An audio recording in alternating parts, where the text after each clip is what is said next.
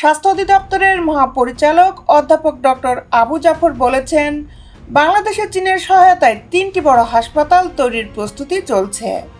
নীলফামারীতে 1000 শয্যা বিশিষ্ট হাসপাতাল করবে চীন।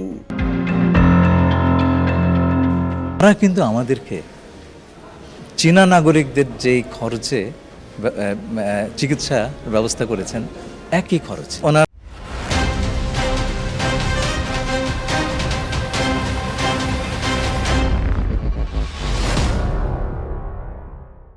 বিস্তারিত নিয়ে আপনাদের সাথে আছি আমি শামিমা সুলতানা।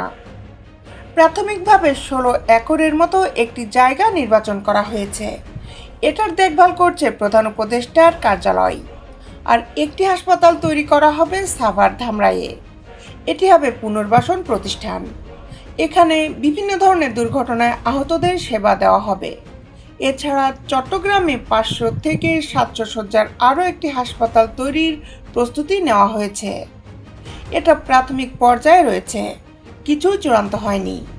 এর বাইরে চীনের অর্থায়নে চট্টগ্রামে বার্ন ও প্লাস্টিক ইউনিট পরিচালিত হচ্ছে।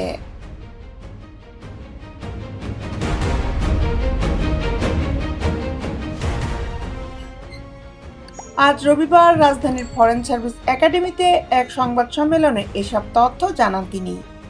এ বিষয়ে স্বাস্থ্য উপদেষ্টা নুরজাহান বেগম বলেন, বাংলাদেশ চীন সম্পর্কের 50 বছর পূর্তি উপলক্ষে হাসপাতাল করবে চীন।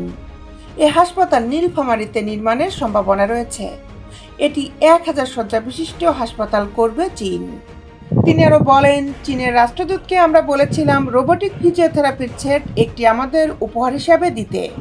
আমাদের শুধু আন্দোলনে আহতদের জন্য না, ভবিষ্যতে দুর্ঘটনায় আহতদের জন্য লাগবে। চীন আমাদের কথা রেখেছে, একটি সেট আমাদের উপহার হিসাবে দিয়েছে। এটা বর্তমানে চট্টগ্রাম বন্দরে আছে। এটা স্থাপন করতে আমাদের 6000 স্কয়ার ফুটের মতো জায়গা লাগবে। আমরা সেই জায়গা ঠিক করেছি বাংলাদেশ মেডিকেল বিশ্ববিদ্যালয়ে সাবেক BSMMU এটা ডেডিকেট করা থাকবে। আমাদের আহতরা সেখানে ফিজিওথেরাপি নিতে পারবে।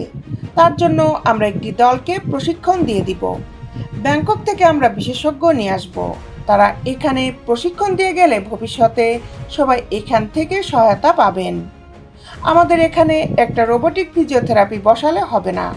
আমরা উত্তরবঙ্গে এবং চট্টগ্রামে দেওয়ার চেষ্টা করব, যাতে ওখানকার রোগীদের এখানে ফিজিওথেরাপি দিতে আনতে না হয়। দেশ বিদেশের আপডেট নিউজ পেতে আমাদের সাথেই থাকুন। Justice television, Dhaka.